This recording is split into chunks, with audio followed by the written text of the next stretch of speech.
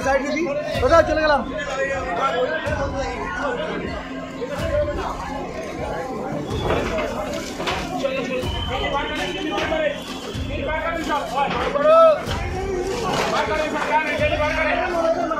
এবং এখানকার সব স্থানীয় বাসিন্দা এবং আশেপাশের দোকানদার ভ্যানওয়ালা রিক্সাওয়ালা যারা ছিল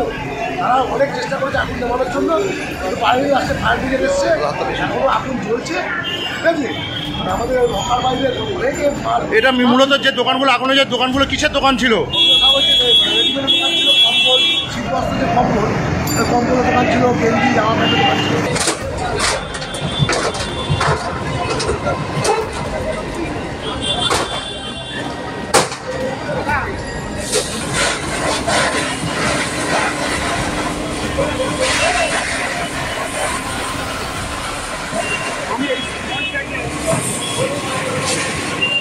ছবিতে অনেক